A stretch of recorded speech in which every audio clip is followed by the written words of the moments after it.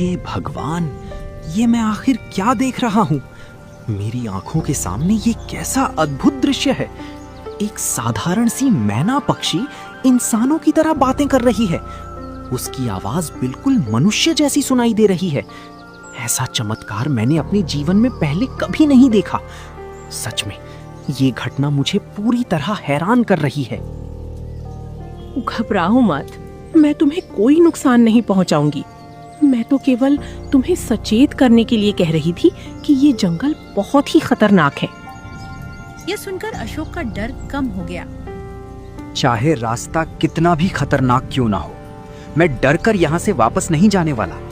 अपने लक्ष्य तक पहुंचे बिना मैं हार नहीं मानूंगा।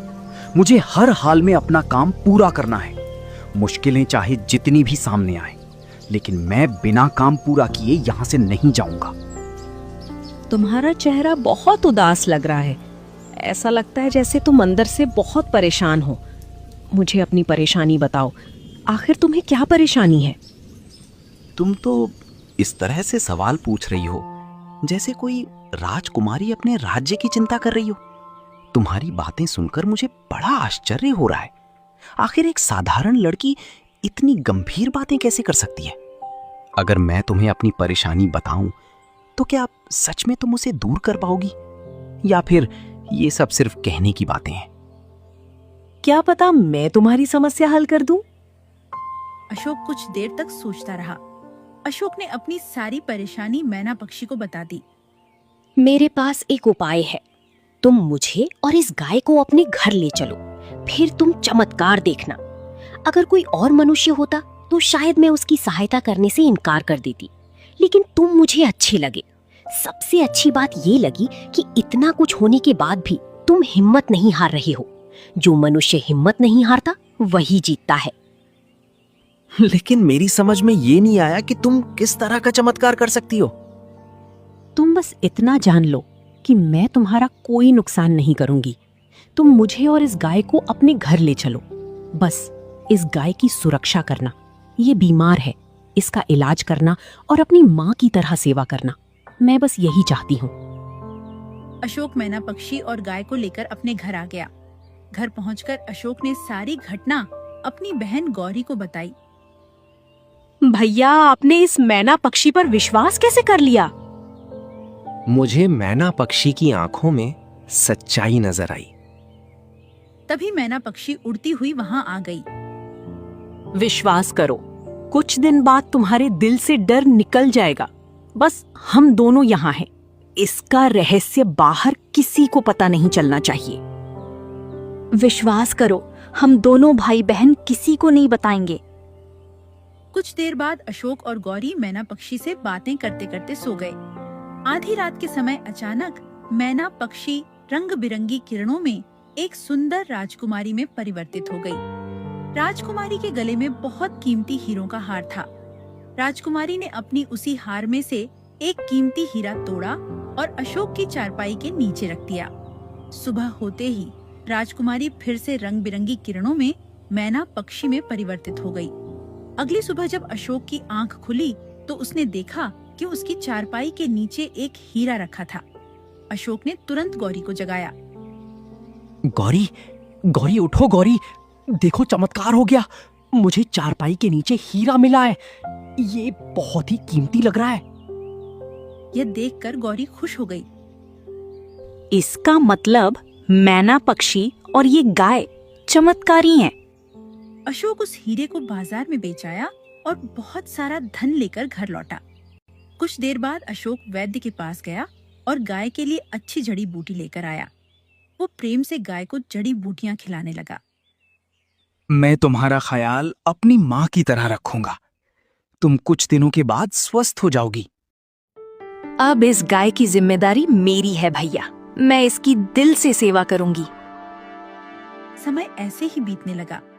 उस दिन के बाद अशोक को रोज एक हीरा मिलने लगा। अशोक उन हीरों को बेचता गया और धीरे धीरे उसके पास बहुत सारा धन एकत्रित हो गया। एक दिन अशोक जमींदार की हवेली पहुंचा। मुझे विश्वास था अशोक कि तुम मेरी हवेली में जरूर आओगे। तुम मेरा कर्ज ब्याज सहित नहीं चुका पाओगे। यह देखकर जमींदार चौंक गया। ये लो जमींदार, मेरे पिता ने तुमसे जो कर्ज लिया था ये उसकी पूरी रकम है, और तुम्हारा जितना ब्याज था ना उससे अधिक तुम्हें दे रहा हूं। और अब मेरे घर के चक्कर काटने का प्रयास मत करना, अन्यथा मुझसे बुरा कोई नहीं होगा। यह देखकर जमींदार चौंक गया। आखिर तेरे पास इतना धन कहां से आया? तुम्हें इससे कोई मतलब नहीं है जमींदार कि ये धन मेरे पास कहां से आया। तुम्हें तुम्हारा कर्ज मिल गया, बस। अरे जमींदार, वो लड़का तुमसे जीत गया, हाँ, और तुम कुछ नहीं कर पाए। इसीलिए कहता था कभी किसी को कमजोर मत समझो। बकवास बंद कर बिल्ला। पता लगाने की कोशिश कर कि अशोक इतना धन कहां से लाया। बिल्ला जमींदार का मजाक उड़ाते हुए बोला। लानत है तुम पर जमींदार। तुम्हारी मित्रता तो इस राज्य के राजा के साथ है, फिर भी तुम्हारी हरकतें किसी चोर से कम नहीं है। दिन रात अशोक के घर पर नजरें गड़ाए बैठे रहते हो। क्या यही तुम्हारी वफादारी और इज्जत है? राजा का मित्र होकर भी इतनी नीच सोच रखते हो तुम। जिस घर ने कभी तुम्हारा बुरा नहीं चाहा, आज उसी घर पर चोरों की तरह नजर रखोगे? हाँ? ये सुनकर जमींदार और क्रोधित हो गया। मेरी समझ में तो ये नहीं आता कि तू मेरा नौकर है या मेरा दुश्मन। दफा हो जाए यहां से, मैं तुझे नौकरी से निकालता हूं। आज के बाद मेरी हवेली में दिखाई मत देना। बिल्ला हंसने लगा। अरे तुम्हारी नौकरी का कोई शौक नहीं है मुझे। अच्छा हुआ जो तुमने मुझे यहां से निकाल दिया, वरना सुन लो मैं खुद ये नौकरी छोड़ देता। हर वक्त अपमान सहना मेरी आदत नहीं है। मैं मेहनत करता हूं, किसी के आगे झुकता नहीं। तुम जैसे लोगों की गुलामी करना मुझे मंजूर नहीं। इज्जत के बिना ऐसी नौकरी किसी काम की नहीं होती। आज तुमने निकाला है इसका मुझे जरा भी दुख नहीं, क्योंकि स्वाभिमान से बड़ा इस दुनिया में कुछ भी नहीं। इतना कहकर बिल्ला वहां से चला गया। जमींदार गुस्से से भर गया और मन ही मन बोला। चाहे कुछ भी हो जाए, गौरी से शादी मेरी ही होगी। दुनिया की कोई ताकत मुझे उससे दूर नहीं कर सकती। मैंने उसे सच्चे दिल से चाहा है। उसके बिना मेरी जिंदगी अधूरी है। जो भी हमारे बीच आने की कोशिश करेगा उसे मुझसे पहले सामना करना होगा। अशोक घर पहुंचा और सारी घटना अपनी बहन गौरी को बताई। जमींदार का चेहरा तो देखने लायक रहा होगा भैया। जब उसे अपनी हार का एहसास हुआ होगा, उसका सारा घमंड एक पल में टूट गया होगा। जो खुद को सबसे ताकतवर समझता था, आज वही सबके सामने चुप खड़ा रह गया। सच कहूं भैया, मजा तो तभी आ गया होगा। हाँ, इतना कमजोर और घबराया हुआ मैंने जमींदार को पहले कभी नहीं देखा। उसके चेहरे का रंग तक उड़ गया था। आंखों में डर साफ दिखाई दे रहा था। जो हमेशा दूसरों को डराता फिरता था, आज वही खुद सहमा हुआ खड़ा था। कुछ देर बाद अशोक वहीं सो गया। रात के समय अचानक अशोक की आंख खुल गई। उसने देखा कि मैना पक्षी गाय के पास बैठी थी। अगले ही पल रंग बिरंगी किरणों में मैना पक्षी एक सुंदर राजकुमारी में परिवर्तित हो गई। राजकुमारी गाय के पास आई। माँ, तुम ठीक तो हो ना? यह सुनकर गाय रोने लगी। यह दृश्य देखकर अशोक चौंक गया। तभी राजकुमारी अपने हीरों के हार में से एक हीरा तोड़कर अशोक की चारपाई की ओर बढ़ी। जैसे ही राजकुमारी पास पहुंची, अशोक अचानक उठकर खड़ा हो गया। कौन हो तुम? राजकुमारी चौंक गई। तुम्हें मेरा रहस्य नहीं जानना चाहिए था। मुझे नींद नहीं आ रही थी। अचानक मेरी आंखें खुल गईं। लेकिन ये क्या है? तुम मैना पक्षी से अचानक राजकुमारी में बदल गई, और मैंने देखा कि तुम इस गाय को माँ कहकर बुला रही थी। यह सुनकर राजकुमारी की आंखों में आंसू आ गए। अब मैं यहाँ से चली जाऊंगी। मेरा रहस्य तुम्हें पता चल गया है। वैसे भी अब तुम्हारी मुसीबत दूर हो चुकी है। अब तुम धनवान हो गए हो।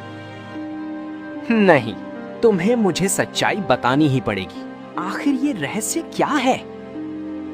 मैं तुम्हें केवल इतना बता सकती हूँ कि सूरज की पहली किरण के साथ मैं मैना पक्षी में बदल जाती हूँ और आधी रात के बाद कुछ देर के लिए ही अपने असली रूप में आ पाती हूँ। मैं एक राजकुमारी हूँ, लेकिन अगर मैं अपनी और अपनी इस गाय की सच्चाई जो कि मेरी माँ है, तुम्हें बता दूंगी तो मैं और मेरी माँ पत्थर के बन जाएंगे। समझ लो कि हम दोनों श्रापित हैं। ये सुनकर अशोक चौंक गया। तो क्या तुम दोनों श्राप से मुक्त नहीं हो सकते? हो सकता है, लेकिन उपाय बहुत कठिन है। मुझे बताओ, मैं कठिन से कठिन उपाय भी कर सकता हूँ। राजकुमारी ने अशोक की ओर देखा। राजा सूरज अपने गले में हमेशा एक माला पहनता है। क्या तुम वो माला उसके गले से खींचकर यहाँ ला सकते हो? यह सुनकर अशोक चौंक गया। भला उस माला से तुम्हारे श्राप का क्या संबंध है? संबंध है, इसीलिए तो कह रही हूँ। अशोक गहरी सोच में डूब गया। मुझे किसी भी हालत में ये जानना है कि तुम दोनों कौन हो। इसके लिए मैं राजा सूरज के गले से माला खींचने के लिए भी तैयार हूँ। अगली सुबह अशोक राजमहल पहुंचा। राजा सूरज ने अशोक को देखा और मुस्कुराया। तुम अशोक नाम के वही लकड़हारा हो ना, जिसकी बहन से मेरा मित्र साहूकार प्रेम करता है? अशोक धीरे धीरे राजा सूरज के पास पहुंचा।